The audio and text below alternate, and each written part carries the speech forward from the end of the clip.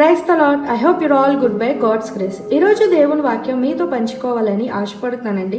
2 Corinthians 5:17. కాగా ఎవడైనను క్రీస్తునందు ఉన్న ఎడల వాడు నూతన సృష్టి, పాతవి గతించెను, ఇదిగో క్రొత్త వాయెను. మీరెప్పుడైనా క్యాటర్పిల్లర్ని చూసారా? ఒక గొంగళ పురుగును గమనిస్తే అది చూడటానికి ఎంతో అసహ్యకరముగా ఉంటుంది. అది మురికైన ఎండిన స్థలములలో తిరుగుతూ ఉంటుంది. ఆకులు, చెత్త దాని ఆహారము. అది తన శరీరంపై ఉన్న ముండ్ల వంటి వెంట్రుకలతో ఇతరులకు దురదను, బాధను కలుగజేస్తూ ఉంటుంది. దీనిని సామాన్యంగా మనం ఎవ్వరం ఇష్టపడము కదా.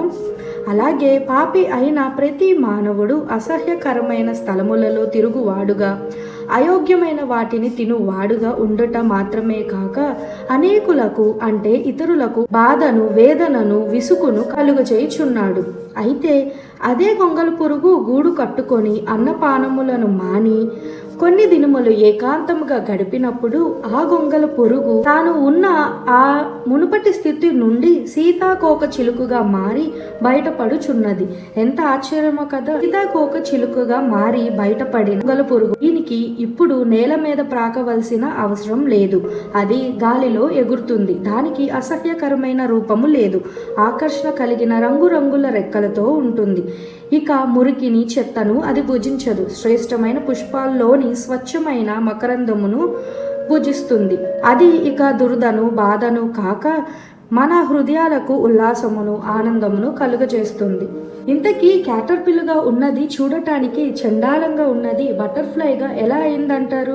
కారణం ఏంటో తెలుసా? ఎందుకంటే ఆ గొంగళ పురుగు తన స్వభావాన్ని, తన పాత స్వభావాన్ని విడిచిపెట్టి కొన్ని దినములు ఏకాంతంగా ఉండి దానిలో నుంచి బటర్ఫ్లైగా ఒక కొత్త జీవితంలోనికి అడుగుపెట్టింది. కారణం ఆ గొంగళ పురుగు స్వభావం పూర్తిగా మారిపోయినది. పాతదేదియు ఇక కనపడదు.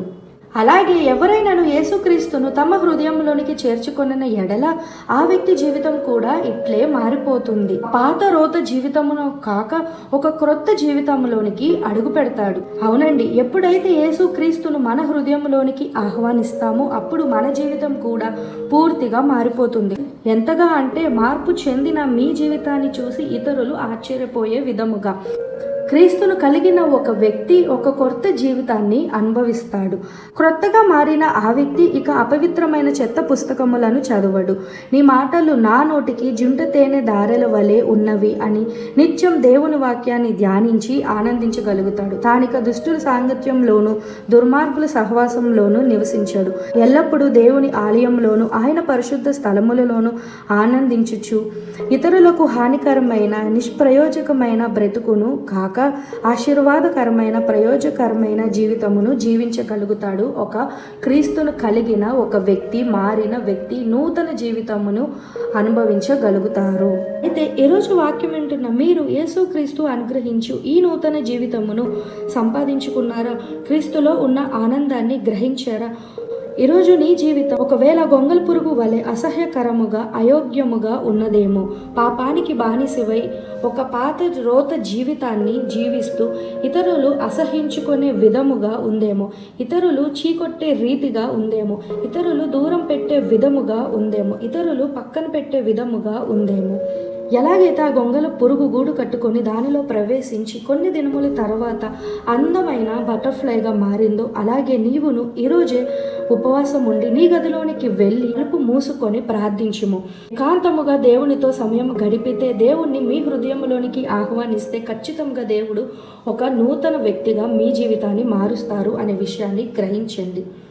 అప్పుడు అద్భుతకరుడైన మన యేసు ప్రభువు మీ పాత రోత జీవితమును తీసివేసి నూతనమైన జీవితమును అనుగ్రహిస్తాడు. ఇతరులకు మేలుగా, ఆశీర్వాదకరముగా మీ జీవితాన్ని మార్చి అసహించుకున్న వారి ఎదుటే ఆశ్చర్యపడే రీతిగా వాళ్ళ ఎదుట నిలబడతారు అనే విషయాన్ని గ్రహించండి.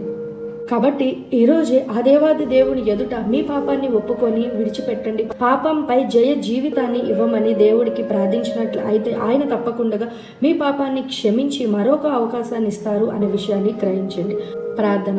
మహాపరిశుద్ధుడ పరలోకమున్న మా తండ్రి, ఈరోజు వాక్యం వింటున్న మీ బిడ్డల్లో ఎవరైతే పాపంతో నిండి ఉన్న ఆ పాత జీవితాన్ని విడిచిపెట్టి ఒక కొత్త జీవితంలోనికి అడుగు పెట్టాలని ఆశపడుతున్నారు, ఇప్పుడే మీ బిడ్డలను దర్శించి సాతాను బారి నుంచి విడిపించమని, పాపంపై జై జీవితాన్ని అనుగ్రహించమని, పాపాన్ని జయించే శక్తిని ఇచ్చి సహాయం దయచేయమని, మీ కృపా కనికరం వాక్యం వింటున్న ప్రతి ఒక్క బిడ్డపై ఉంచమని, శారీరకంగా మానసికంగా ఆత్మీయంగా దీవించి ఆశీర్వదించమని నజరేయుడైన యేసు నామములో ప్రార్థన చేస్తున్నాం తండ్రి, ఆమేన్. సమస్త మహిమా ప్రభువైన యేసుక్రీస్తునకే కలుగును గాక, ఆమేన్. God bless you all.